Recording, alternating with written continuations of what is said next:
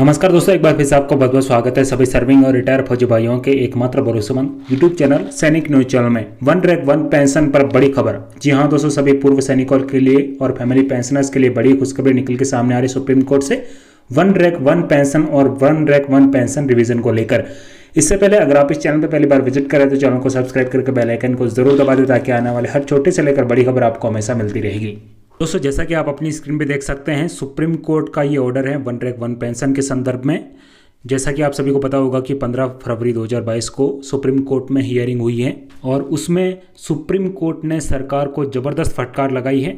आपको बता दें कि 15 फरवरी 2022 को भी सुनवाई हुई है और सुप्रीम कोर्ट ने हमारा केस वापस लिस्टेड कर दिया है 16 फरवरी 2022 को, यानी आज भी जो टॉप ऑफ द लिस्ट है उसमें शामिल किया गया है। वन रैंक वन पेंशन मामले में सर्वप्रथम सुप्रीम कोर्ट हमारे केस की सुनवाई करेगा। वहीं जो आज सुप्रीम कोर्ट में जो वन रैंक वन पेंशन की सुनवाई है वो शुरू हो चुकी है।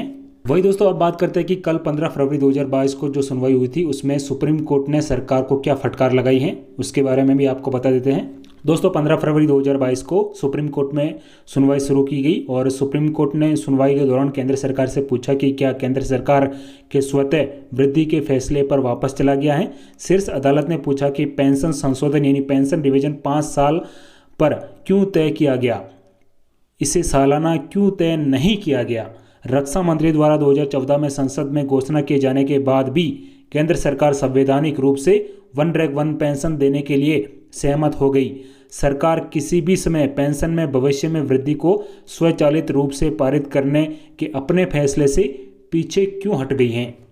सुप्रीम कोर्ट ने रक्षा बलों में वन रैंक वन पेंशन की मांग करने वाले पूर्व सैनिकों की याचिका पर यह सुनवाई शुरू की। जस्टिस डीवाई चंद्रचूड़ और जस्टिस सूर्यकांत और जस्टिस विक्रम नाथ की बेंच के सामने सुनवाई बुधवार को जारी रहेगी, वहीं यानी आज भी जारी रहेगी। वहीं केंद्र सरकार ने वन रैंक वन पेंशन पर बचाव किया।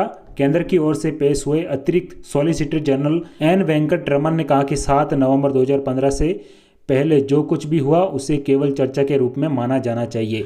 संसद में मंत्रियों द्वारा दिए गए बयान कानूनी नहीं हैं क्योंकि वे लागू करने योग्य नहीं हैं। जहां तक पेंशन में भविष्य की वृद्धि को स्वतः पारित करने का संबंध है, यह किसी भी प्रकार की सेवाओं में अकल्पनीय है। वन रैंक वन पेंशन लागू होने के बाद बजट बढ़ा है और वेतन पेंशन और वन रैंक वन पेंशन जो रक्षा बजट में अलग अलग आइटम है और इन्हें दूसरे के साथ नहीं मिलाया जाना चाहिए। याचिकाकर्ता की ओर से कहा गया कि संसद के पटल पर आश्वासन के बावजूद जो लागू किया जा रहा है वह व्यक्ति के सेवानिवृत्त होने के आधार पर समान रैंक के लिए अलग अलग पेंशन है। आगे कहा गया कि हर 5 साल में पेंशन बराबर करने से पिछले सेवानिवृत्ति लोगों को गंभीर नुकसान होगा। याचिकाकर्ता ने ओआरओपी के तहत पेंशन के वार्षिक संशोधन और पूर्व सैनिकों के 2014 के वेतन के आधार पर पेंशन की गणना करने की मांग की है, जबकि सरकार की ओर से 2015 की अधिसूचना के आधार पर पेंशन की आवधिक समीक्षा 5 साल और पेंशन 2013 के वेतन के आधार पर तय की गई थी। तो दोस्तों, आज भी 16 फरवरी 2022 को सुप्रीम कोर्ट में हियरिंग चल रही है वन रैंक वन पेंशन को लेकर। देखते हैं कि आज क्या